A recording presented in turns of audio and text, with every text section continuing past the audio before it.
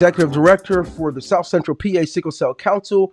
I'm delighted here today as we prepare to meet a family that helps us tell this SCD story a little greater.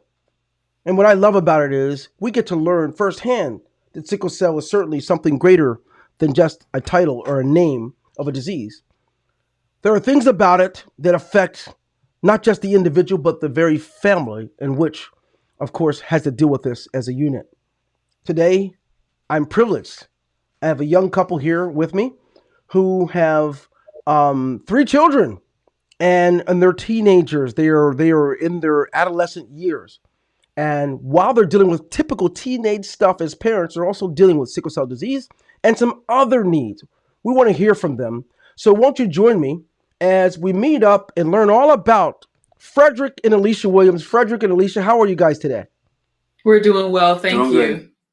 Well, as I understand it, you were in York, Pennsylvania, correct? Yes. Okay. You're in York, Pennsylvania with three kids and married 19 years. And you look only 3 or 4 years above 19, so this is good. This is good stuff. Thank you. So we break it down. You have three children. You've got, I believe, Frederick, Aiden, and Erica. Yes, that's right. So let's talk. It's about sickle cell disease. This and the story of how it affects your family. Everyone's going to come up in this conversation, but let's begin with this. I remember looking back in 1988 when my wife was due with my firstborn son, our firstborn son. The challenge of seeing another set of hands and legs and eyeballs that were a reproduction of myself and my wife. It was all so shocking for a young 22-year-old or 23, however old I was. We had to deal with the typical childhood cold and ear infections and the flu and oftentimes other things. Tell me, at what point did you learn that Frederick had sickle cell disease? And was that before, or what was that like for that transition? Because we know you had other things to deal with an infant. What was that like for you guys? Well, we learned that Frederick had sickle cell disease when he was born. That was a test that they generally did. Mm-hmm. So when he was born, I think it was before we left the hospital, or it could have been maybe that same week, they called or they told us that he had sickle cell disease. I didn't know much about it. So when they said it, I was like, okay, he has sickle cell disease. I didn't know what that meant until years later. Wow. So you knew about the title. Were you aware that you guys had the trait? Were you guys aware that you at least had the trait, or not that even yet? Yes. Prior to us getting married, we did our blood test and found out what our blood types were, and then that we had the sickle cell trait. So I knew for a while before getting married. Okay. I think that's important. So one of the things that I think that most people don't realize is that there's challenges with children anyway. And with those challenges that any of us would have with children, there's so many psychological dynamics, and there are physiological dynamics, and then there's the husband and wife dynamics that have to happen at the same time. And for those who don't deal with sickle cell disease, it's something we could easily take for granted. For example, Frederick, I can't help but notice that your son, who has sickle cell disease, has the exact same name that you have. And of course, he may not know it, but before he was born, you had this vision of when he's going to bounce his first basketball, ride the motorcycle, or when he's going to throw the long ball in college. You, as a father, this happens.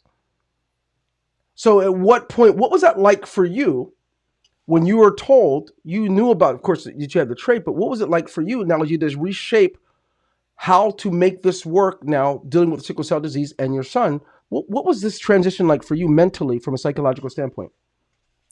Well, when he was first born, I don't know that it really hit me psychologically at that point. It was when he got a little older and he started having his crisis. Okay. And started having some challenges and disabilities, recognizable disabilities, not being able to do certain things. So for me, it was quite different because, like you said, thoughts is, he's going to have be my namesake, grow up, play sports, and have different ambitions. But, it was a little change. It was a shift change for me mentally to know that wouldn't be the outcome, and just to figure out what that would look like for him in the future.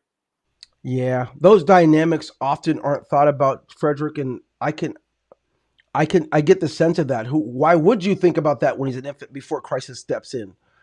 As a mother, there's a whole other dynamic that still matters, and it matters in the relationship between the two of you. There are some marriages that don't even withstand a child with sickle cell. The marriage itself can't hold it while they're dealing with learning each other as young. You guys were young whippersnappers in your early 20s, right? So, Alicia, as a mother, as a nurturing mother, we know that the last thing in your mind is sports and what kind of ball he's going to throw and all those things. The transition for you, I imagine, I don't know, was all about care. Well, what can I do when this pain comes, or when these different situations come with sickle cell? What was that like for you in the early stages when you first guys first were dealing with crisis or hospital visits and the unknowns? What was that like for you? So when he was younger, like an infant, like I said, I didn't really know much about sickle cell when he was younger. And it wasn't until, like, for instance, I would put him in his baby pool, Hmm. and he would get in the water. And then when he got out the water, I would notice his joint swelling. And I'm like, what is this? And so I would take him to the hospital, and he'd have to be hospitalized because he was in a crisis. And that was like my first inkling, like, okay, I know that this affects him this way. So for me as a mom, I think I was learning about the sickle cell as it was happening. Like, as he would have these crises, I would get to know more. And so, that's the way it started off. Like, I would know by the signs and symptoms that I would see, what that Freddie would have. And mainly when he was an infant, he would just have swelling of his hands and his feet, and he would have to get fluids and some pain meds.